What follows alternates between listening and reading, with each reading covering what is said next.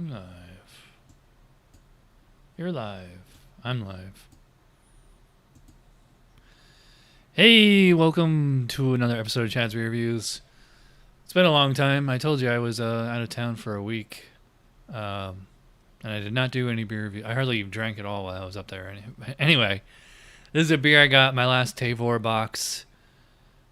Full-grown Woodsman Imperial Stout from Tupps Brewery.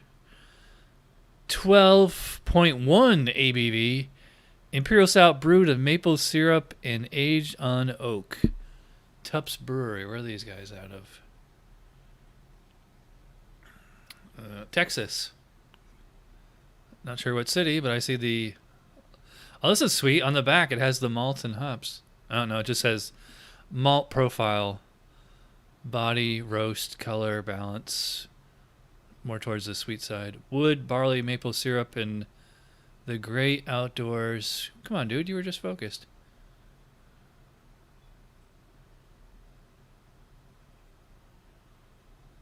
Even as the SRM. Wow. So SRM 50 IBUs. So didn't we just do a beer like this? The 𝗙𝗪𝗪, the Mikkeller. Let me see. I should have done a side by side with that. Although I would have been really drunk drinking two beers that strong. Anyway, so said SRM of 50. Yeah, they're not kidding. It's pretty dark. Even the well, you can kind of judge how dark a beer is by the foam darkness, and that's definitely on the tan khaki side. It's not straight up brown, but it's pretty dark. It's nice kind of creamy, frothy consistency to it. Let's give it a whiff. Oh wow. Big maple syrup on this one. Maple syrup and chocolate. Wow. I don't really get oak on here though. I mean, there's a kind of like a chocolate vanilla candy kind of aroma, and oak will tend to give you vanilla from the vanillin in the wood. Yeah, there's like a little wood quality there. Now remember, this is not bourbon barrel aged or barrel aged. It's aged on oak, so it's probably aged on oak chips.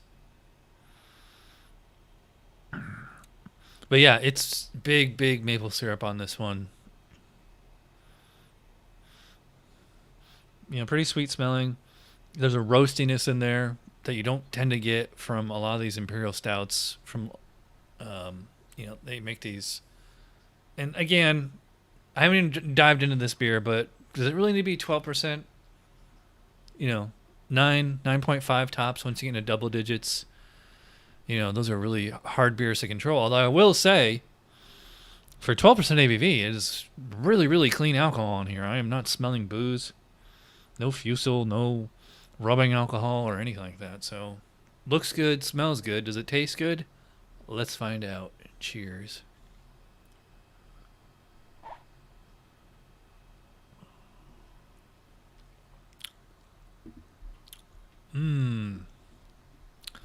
Wow. I'm surprised there's really no vanilla or chocolate in here, because I got just a mouthful of chocolate candy there. In fact, for a moment there, it reminded me a lot of Southern Tier chocolate, like way back in the early days of Chad's Beer Reviews. Lovely milk chocolate flavor in there. It's pretty sweet, but it's not cloying.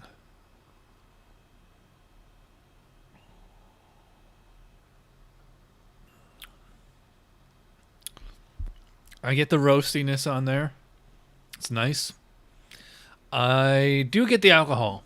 I got on the first sip too. It's not quite as clean tasting as it smells. It does have that kind of... well, I mean, I wouldn't say it's fusel or burning. It's not like, nail polish remover or, rubbing alcohol or anything like that. It just has that kind of classic, strong Imperial Stout alcohol quality to it. Does kind of linger of kind of dark chocolate and kind of like roasty, like French roast coffee or something like that.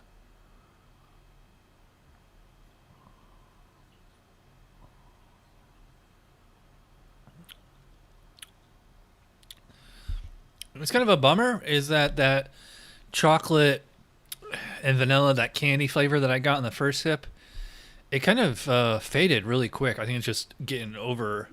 Like, usually, I think it's just like, I mean, you have to talk to like a professional brewer, or like, advanced cicerone or somebody like that, who knows all that sensory stuff. But I think it's like your palate like picks up on the sweet stuff first because evolutionary, our bodies are designed to be attracted to sweetness because sweetness is sugar and sugar is energy.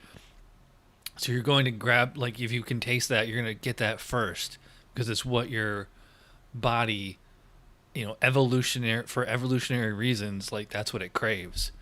And now that I've tasted it, like, my tongue's kind of like, okay, we got what I needed. What else is in here? And I'm like, now I'm getting the roastiness and the alcohol.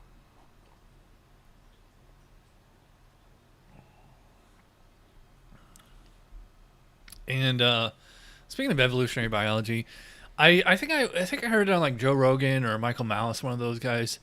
One of their guests was talking about this, is that the reason that like bitter foods and flavors repel so many people is because like that's just a natural evolutionary response. Like anything that's bitter in nature is usually like poisonous, or it's just something that's not good for you.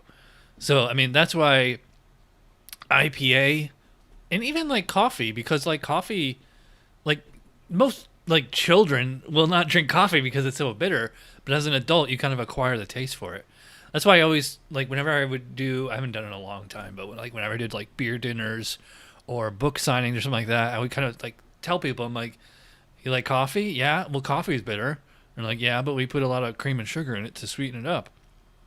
Yeah, but you can still get that roastiness on the finish. I mean, you get that in like strong dark beers, and like with IPAs, is that you're getting that hop flavor, like usually citrusy or pine was American, but accompanied by that bitterness. And just if you can get past your just initial reaction to that bitterness, like you're really fine flavors in there.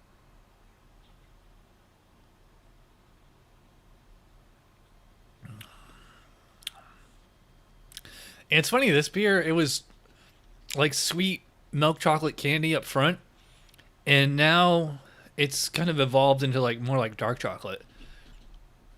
It's kind of more of like a, so instead of like the candy that you get at the register, like Snickers or Kit Kat or something like that, it's like the candy that you could go into the aisle and get, like the what do they call it? Like Ghirardelli or something like that, like the really dark chocolate, like the 70, 80, 90% cacao chocolate candy.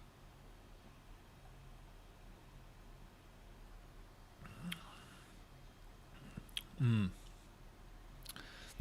And it's funny, like, yeah, like the maple isn't there as much either. I think what I was perceiving as the vanilla was the maple flavor. I'm just really not getting it anymore.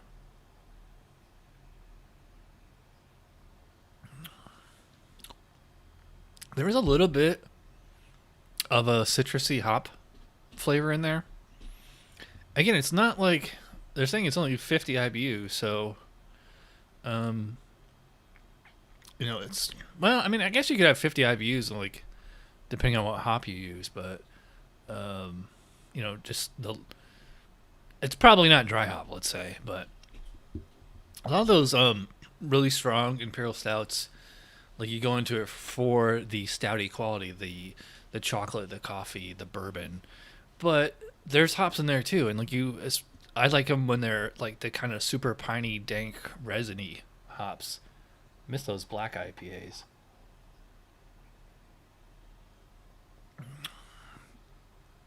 Yeah, so it's starting out really good, and it's kind of devolved a little. It's kind of simple now. I'm just kind of getting the same couple of flavors over and over. The alcohol, it was invisible. I mean, it's you really can't smell it, but it is coming through in the flavor.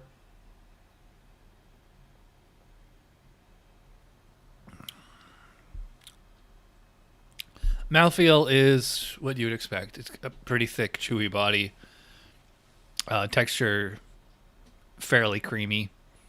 Not like super creamy, but moderately creamy texture. Moderate CO2. Moderate warmth. I will say that. Well, it doesn't burn going down the throat. I will say that. I think it's just the roasty malt leaves kind of like a black coffee aftertaste. Plus the hops. There's a little bit of like a piney resiny flavor in the aftertaste.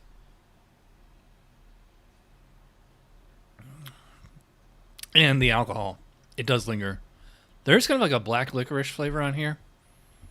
Kind of reminds me of the Polish beer, the 𝗙𝗂𝗹𝗹. Like that's a strong 9% Baltic porter, and there's a certain flavor in that beer.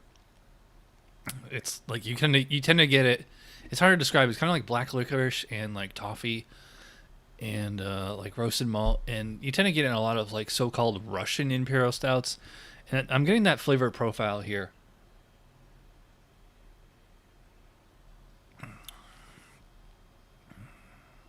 Yeah, it's a strong beer, but it's not like thankfully I'm not getting like a cough medicine kind of flavor or anything like that. But yeah, this beer, it's good. It's not amazing. I believe it was pretty expensive. I think it was like $8 or $9 for this 12-ounce can.